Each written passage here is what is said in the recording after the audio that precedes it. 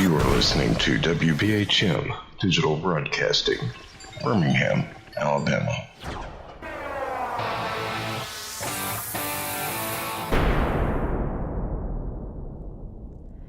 "45 minutes after the hour, and you are back with Fate Mag Radio. I'm Kat, your host, with my guest, Mary A. Joyce.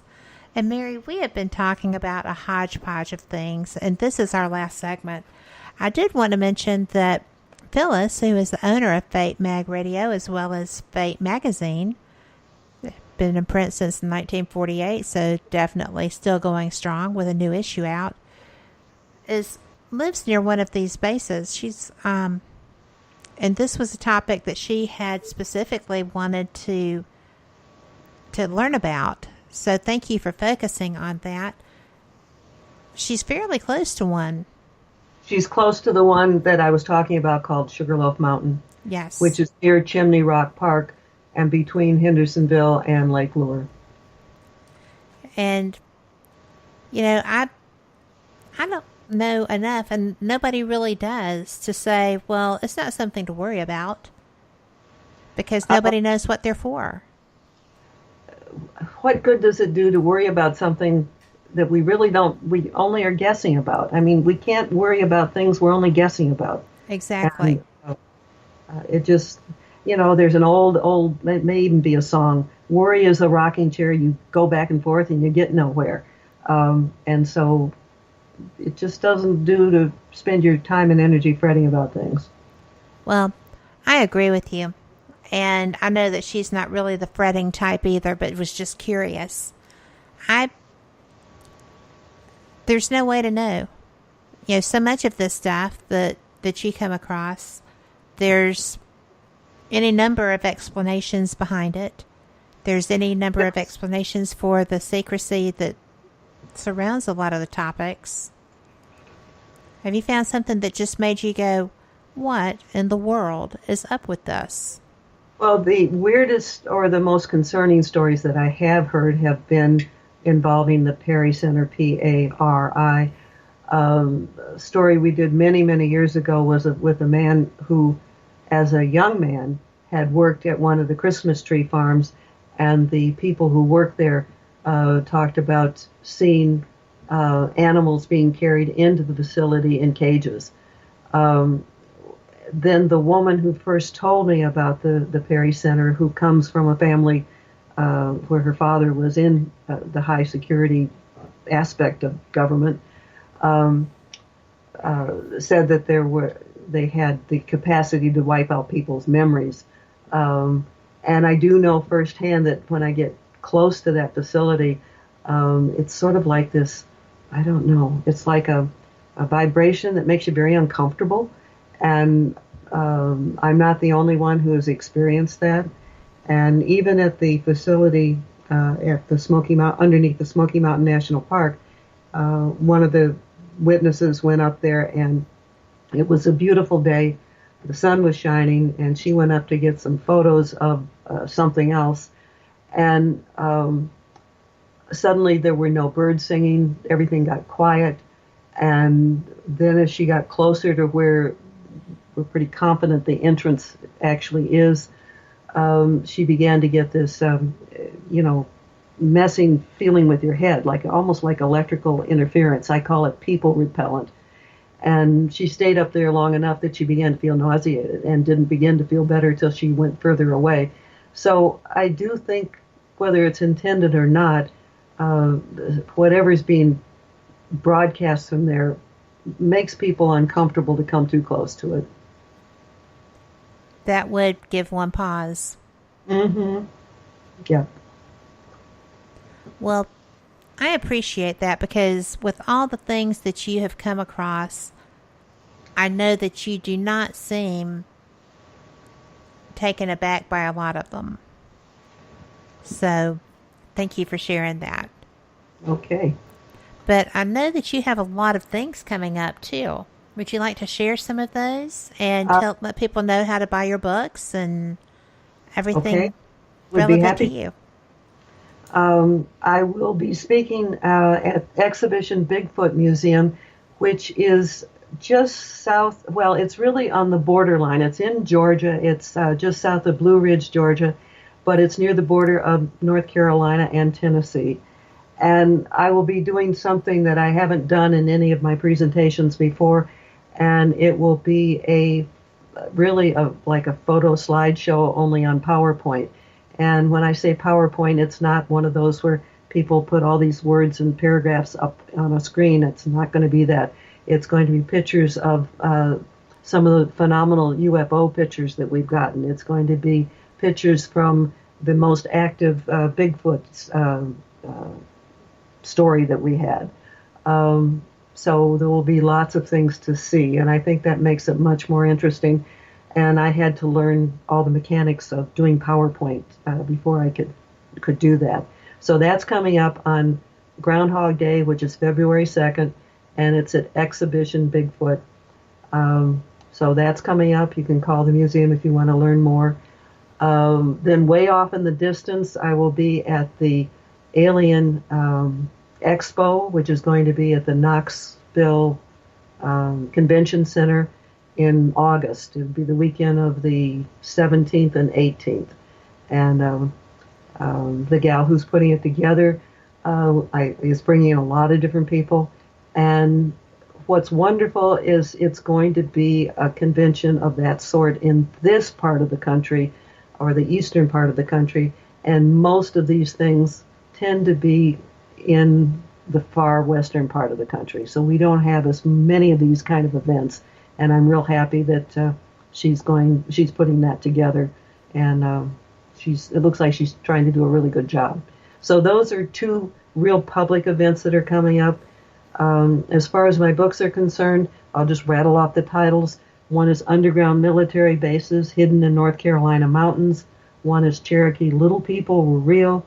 And one is Tangible Evidence of Jesus Left Behind for Us to Find. If you go to our website, which is skyshipsovercashers.com, on the home page, click on Editor's Corner. Scroll way down at the bottom, and there's a brief summary of each of the books. There's my bio, and there's also a sample chapter from the Tangible Evidence book that was published in a British magazine.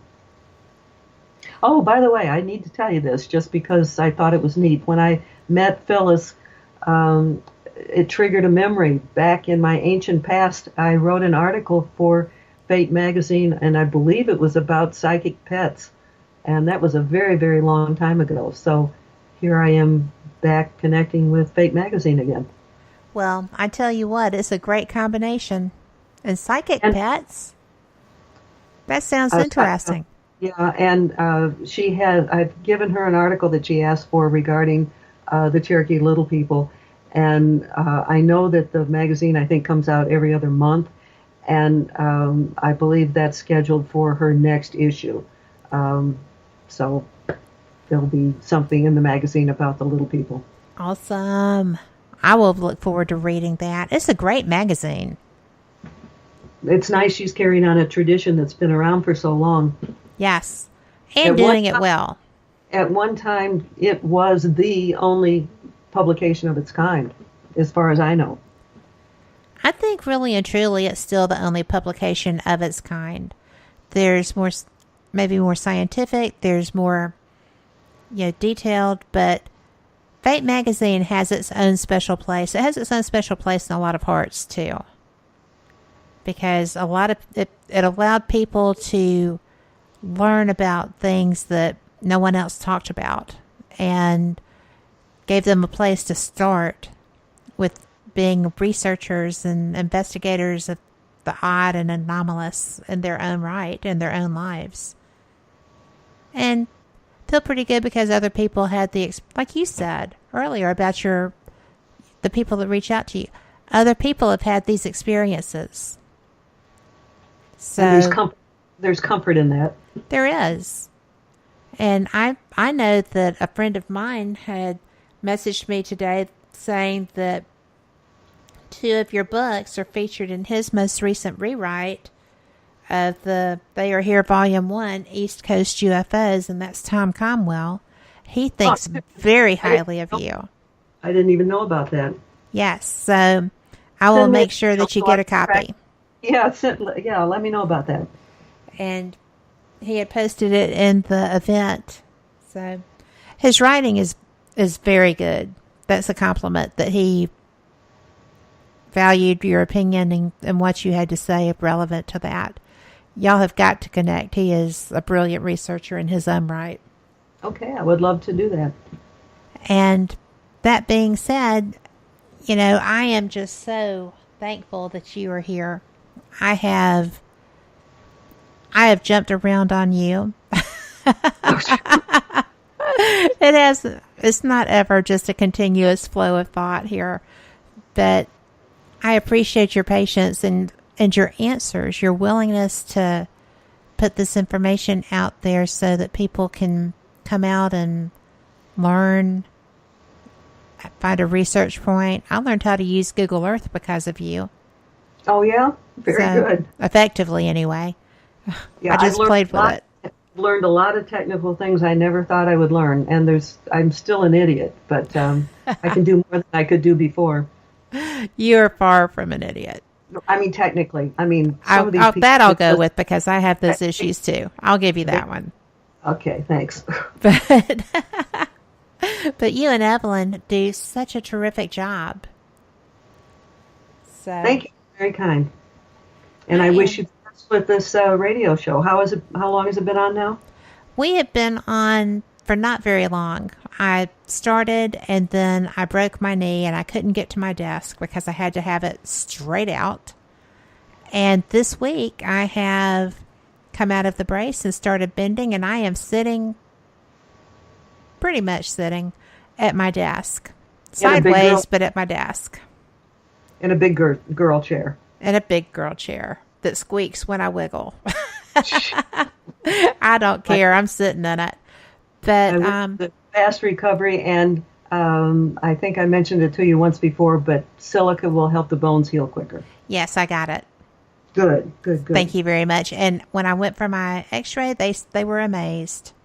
Good. I said, well, I had a good friend tell me that I needed to have this. And they said, we wish more people knew these things. Wonderful. So thank you for that, because this is you get one shot with this injury to heal it right. And I think that you helped me with that one shot. All right, real quickly, keep this in mind. I'm going to be doing a stem cell experiment on myself in the second week of February, and to heal a knee that I've injured. And I will let you know how that goes. Oh, please do. And I can't believe you waited until we had 45 seconds, so I can't ask you more about that. Well, I don't know much yet because it hasn't happened yet. But well, I hope that it goes beautifully. Thank you very much. And thank you for your support. Alrighty. You know, if we've done interviews for a while now. I appreciate you. I always learn. And we had the good fortune of being able to meet for lunch one day when you were up here in North Carolina. And I wouldn't trade that for anything. I had the best time with y'all. It was a nice place. It was. It was nice company. Well, you're kind. I'm honest. I'm not always kind. But that being